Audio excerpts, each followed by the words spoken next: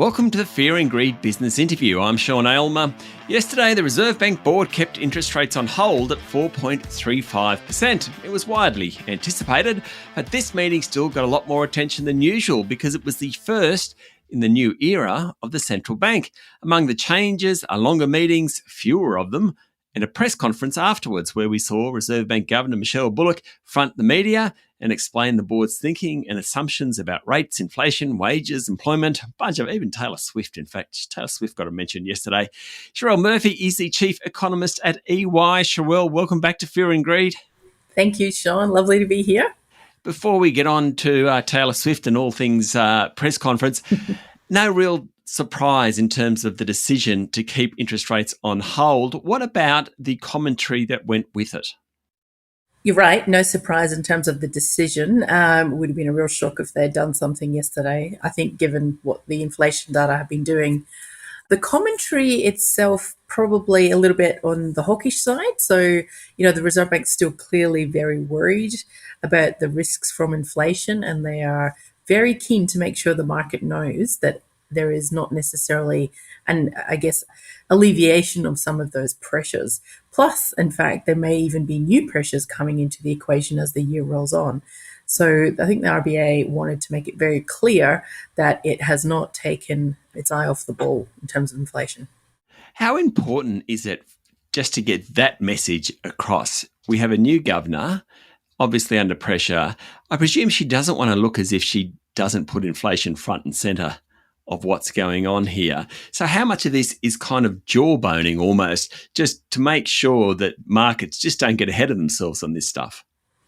Absolutely. The credibility is absolutely crucial, as you know, Sean, to a central bank, because if the punters out there don't think that the central bank can keep inflation under control, then they won't believe that inflation target or that magic 2.5% per year rise in prices will be ongoing. And if they don't believe it, then it won't happen. So the credibility part of central banking is crucial. And therefore, particularly when you have changes like this and a new governor, that new governor, of course, has to establish their credibility particularly quickly. Now, it's obviously easier when that person is already well known to the market, as Michelle Bullock is, but she's not so well known to mums and dads out there. So, she was definitely working really hard on that today, using lots of plain language, notably, lots of empathetic words too, sort of saying things that perhaps, previous governors of the Reserve Bank would not have done. So, they've been working really hard, clearly, on their communication over this summer, I think. I want to come back to the economy, but we've veered into the press conference discussion. It's worth talking about. For a non-seasoned media performer, and Reserve Bank governors are never seasoned media performers simply because they don't front the media very often, I thought she did a pretty good job of speaking fairly directly. And the questions came from very mums and dad style questions to kind of technical economic questions. She did a pretty good job, I think. She did. And I did note that the press room was full. Every man and his dog was there today. I was in Parliament House yesterday, in fact, and noticed that all of the economic journalists weren't there because they had all flown to Sydney for this press conference. And so therefore she got a big range of questions from the quite technical ones from the sort of Reuters and Bloombergs and AFRs of the world, right through to, the more mainstream media. And actually, I think dealt with all of that very well. She also had a very lovely style, which she naturally does. A nervous giggle at the beginning, as I guess everyone in the room acknowledged that, this is a pretty historic moment, the first time that the central bank governor has had to do that. But yeah, I thought she did a great job.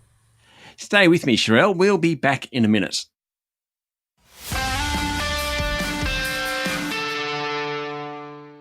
My guest this morning is EY Chief Economist Cherelle Murphy. It also puts her under a bit of pressure to say the right thing because we're used to scrutinising every single word that comes out of a Reserve Bank governor. She's got to think on her feet from here on, and that's not always easy. There was a very directed question about when is the next interest rate cut? And she was very definitive, saying we're not giving any timing on that. Now, her predecessor, Phil Lowe, sort of was crucified on giving a timing that didn't work out. There is a risk, though, that we're going to get too much from her, I would have thought. Yeah, it's a very fine line, isn't it? Because, and it goes back to the credibility point again. She can't give too much away, because if she gives away something accidentally, they have to follow through, because if they don't follow through, the credibility comes under question. Being too evasive or not answering questions also gets read perhaps the wrong way by the market or the more mainstream media as well. So it's a really tricky press conference to execute beautifully. And as we saw today, it does go on for some time. So a lot of discipline needed there from the governor to make sure she's on message every single word of that press conference. Yeah, well, let's hope she does well in the next few coming up. I want to go back to the economy, Cherelle. What about the forecasts that the Reserve Bank put out, and particularly the inflation forecast? Obviously, they think inflation is falling faster than their previous forecast. Fair enough. CPI figures last week showed that.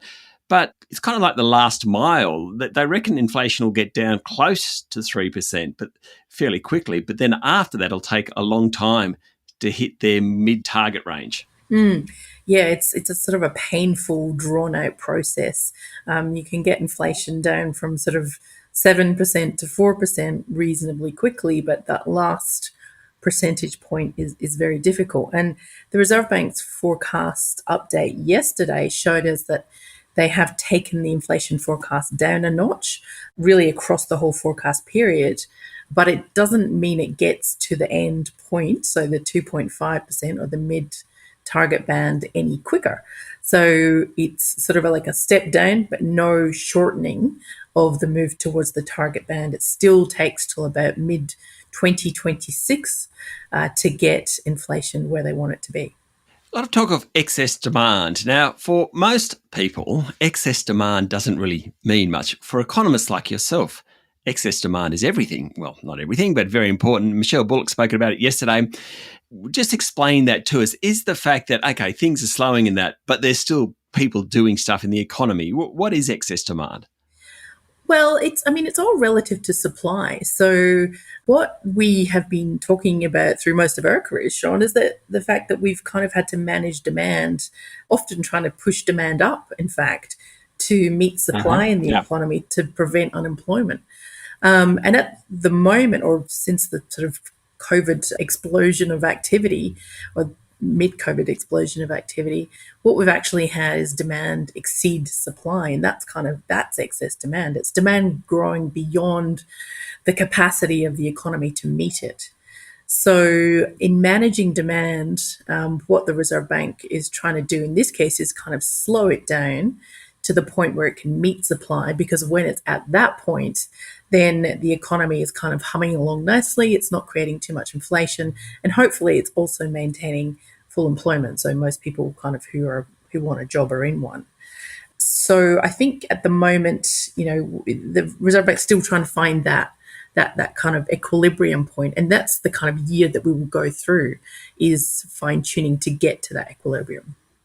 Okay, so what's that mean for interest rates? Michelle Bullock was asked yesterday. She didn't give an answer. She can avoid it. Harder for you, Cherelle, to avoid this one. What do you reckon will happen to rates this year? It is harder for me to avoid it. The accountability is probably not quite as high. So look, I think it is definitely possible that we see a rate cut by the end of the year, as the market expects. The market's got 2 25 basis point cuts pretty much priced in. Most economists in the market have forecast at least one 25 basis point cut by the time next summer holidays roll around. I think, though, that the risks that the cash rate stays at 4.35% are very high. So in other words, I'm thinking about it from the point of view of, why would the Reserve Bank cut rates when it's got inflation clearly above where it would like it to be? It's above the band. There are many inflation risks on the horizon still. We've got a strong labour market. We've got a very strong housing market.